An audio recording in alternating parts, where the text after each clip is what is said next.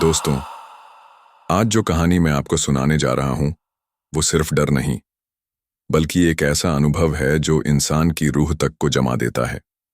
अगर आप दिल के कमजोर हैं, तो अभी ही वीडियो बंद कर दीजिए, क्योंकि इस कहानी के अंत तक पहुंचने वाला हर इंसान रात को सो नहीं पाता।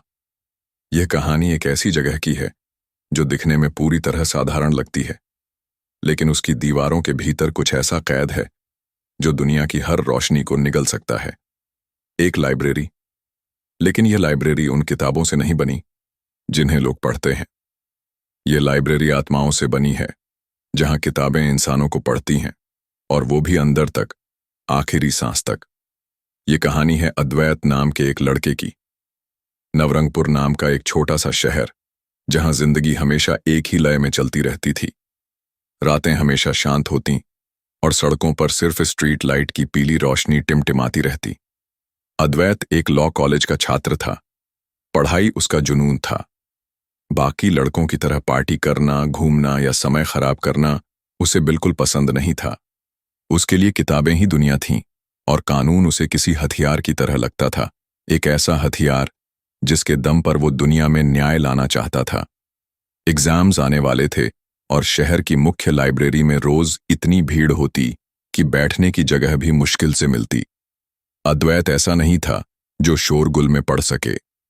वो चाहता था कि उसके आसपास एकदम सन्नाटा हो, जहां सिर्फ पन्नों की आवाज सुनाई दे, लेकिन दिन की हर लाइब्रेरी भरी रहती। इसी टेंशन में एक रात वो देर तक सड़क पर चलते हुए नोट्स दोहरा रहा था। ठंडी हवा चल रही थी। शहर के किनारे वाली सड़क बिल्कुल सुनसान थी। अक्सर रात में वहां आने की हिम्मत कोई नहीं करता था, क्योंकि वहां की पुरानी इमारतों को भूतिया माना जाता था। लेकिन अद्वैत को इन बातों पर भरोसा नहीं था। वो हमेशा कहता कि इंसान का सबसे बड़ा डर इंसान ही है, भूत नहीं। उस रात घड़ी में करीब 12:09 हो रहे थे, जब उसकी नजर अचानक सड़क के आखिरी छोर पर पड़ी। जहां रोज अंधेरा होता था, वहां आज हल्की सफेद रोशनी टिमटिमा रही थी। उसने अपनी आंखें मलीं और देखा, एक बहुत पुरानी, धूल से भरी, टूटी फूटी सी इमारत। उसके ऊपर एक लकड़ी की पट्टी लटकी हुई थी। हवा में झूलती उस पट्टी पर मटमैले अक्षरों में लिखा था, मिडनाइट पब्लिक लाइब्रेरी, यानी आधी रात की सार्वजनिक पुस्तकालय। अद्वैत की भौहें सिकुड़ गईं। उसने सोचा, ये शायद कोई नई लाइब्रेरी होगी जो रात में भी खुलती है, स्टूडेंट्स के लिए बनाई गई होगी। लेकिन दिमाग के पीछे एक अजीब सा खिंचाव उसे रोक रहा था, जैसे कोई अदृश्य हाथ उसके कंधे दबाकर कह रहा हो, मत आगे बढ़, मत जाओ। पर अद्वैत हंस पड़ा, अपनी ही नसों की धड़कनों का मजाक उड़ाता हुआ, और उसने धीरे से उस बड़े काले दरवाजे को धक्का दिया। दरवाजा एक कर्कश आवाज के साथ खुला, जैसे किसी बहुत पुरानी तह में जमी धूल वर्षों बाद हिली हो। अंदर घुसते ही उसे एक तेज सी ठंड लगी। लाइब्रेरी पूरी तरह खाली थी। चारों तरफ लंबी लंबी किताबों की अलमारियां, इतनी ऊंची कि छत तक पहुंचती थीं। दीवारों पर पीली मध्यम रोशनी टंगी थी, लेकिन अजीब बात यह कि वहां एक भी इंसान नहीं था। सन्नाटा इतना गहरा था कि अद्वैत को अपने दिल की धड़कन भी गूंजती हुई महसूस हो रही थी। कुछ कदम चलने के बाद उसे एक टेबल दिखाई दी। उस टेबल पर एक बूढ़ा आदमी बैठा था, काला कोट पहने हुए, सिर झुका हुआ।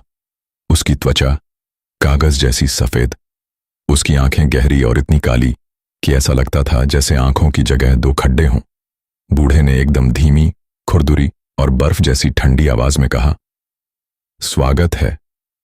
और उसने अपना सिर धीरे धीरे उठाया, इतना धीरे जैसे कोई पुराना दरवाजा चरमराहट के साथ खुल रहा हो। अद्वैत घबरा गया, लेकिन खुद को संभालते हुए बोला, मैं पढ़ना चाहता हूं, क्या यहां पढ़ सकता हूं? बूढ़ा आदमी बिना पलक झपकाए उसे घूरता रहा, फिर बोला, यहां हर किसी को वही किताब मिलती है जिसकी उसे सबसे ज्यादा जरूरत है। अद्वैत हैरान रह गया। उसने पूछा, कौन सी किताब पढ़ सकता हूं मैं? बूढ़ा आदमी धीरे से उठा। उसके कदम ऐसे लग रहे थे जैसे जमीन से घिसटते जा रहे हों। वो एक बड़ी अलमारी की ओर गया, अपने कांपते हाथ से उसे छुआ और बोला, ले जाओ, लेकिन याद रखना, यहां किताबें तुम नहीं पढ़ते, किताबें तुम्हें पढ़ती हैं। उसकी बात सुनकर अद्वैत हंस पड़ा। उसे लगा ये कोई अजीब सा मजाक है। हालांकि उसके दिल में थोड़ा डर था, पर उसने हाथ बढ़ाकर शेल्फ से एक किताब निकाली।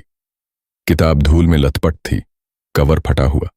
सामने सुनहरे उभरे अक्षरों में लिखा था, अधूरी कहानियां। अद्वैत ने किताब जैसे ही खोली, उसकी सांस रुक गई।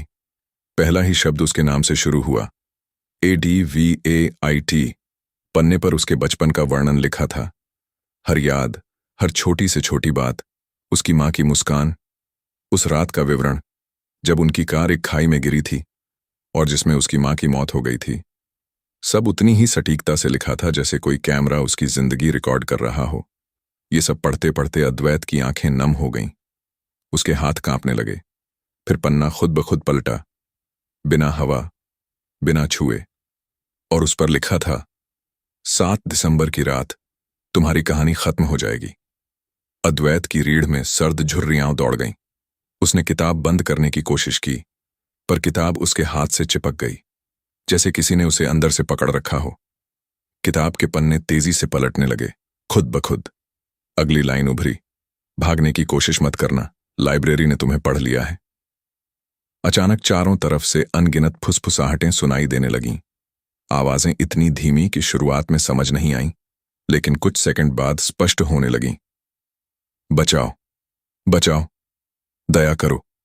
ऐसा लग रहा था जैसे सैकड़ों आत्माएं दीवारों में कैद हों, चीख रही हों, घुट रही हों। अद्वैत ने डर के मारे पीछे देखा। शेल्फों के शीशों के अंदर इंसानों जैसी परछाइयां फंसी हुई थीं। उनकी आंखों में आतंक, उनके चेहरों पर चीत्कार। वो कांच पर हाथ मार रहे थे, चिल्ला रहे थे, लेकिन कोई आवाज बाहर नहीं आ रही थी। वो सब किताबों के अंदर कैद आत्माएं थीं, हर एक किताब में एक इंसान। उसी वक्त बूढ़ा लाइब्रेरियन उसके पीछे खड़ा था। उसने फटे हुए गले से कहा, जो लोग अपनी कहानी पूरी नहीं कर पाते, वो यहां रह जाते हैं। ये लाइब्रेरी अधूरी जिंदगियों से चलती है। अद्वैत चिल्लाया, मुझे जाने दो, कृपया। लेकिन बूढ़ा मुस्कुराया, एक ऐसी मुस्कान जैसे किसी मरे हुए इंसान के होंठ फट गए हों। उसने कहा, दरवाजा अब तुम्हारे लिए नहीं खुलेगा, तुम अब इस किताब का हिस्सा हो। अद्वैत भागने लगा, लेकिन दौड़ते दौड़ते महसूस हुआ कि लाइब्रेरी खत्म नहीं हो रही। वो जितना दौड़ता, अलमारियां उतनी ही लंबी होती जातीं। रोशनी धुंधली होती गई, दीवारें काली पड़ने लगीं। अचानक रोशनी बुझ गई, पूरा कमरा अंधेरे में डूब गया। सिर्फ आवाजें सुनाई दे रही थीं, कभी रोने की, कभी हंसने की, कभी चीखने की। अद्वैत का शरीर कांप रहा था। उसने चिल्लाकर कहा, कृपया मेरी कहानी मत खत्म करो। एक तेज चीख गूंजी, इतनी तेज कि कांच टूटने की आवाज आई, और फिर सब शांत हो गया। गहन सन्नाटा। अगले दिन सुबह लोग सड़क पर जुटे। जहां वो पुरानी इमारत रात में दिखाई दी थी, वहां अब कुछ नहीं था। कोई निशान नहीं, कोई दीवार नहीं। सिर्फ जमीन पर धूल भरी एक पुरानी किताब पड़ी थी। उस किताब के कवर पर लिखा था, अधूरी कहानियां, लेखक अद्वैत।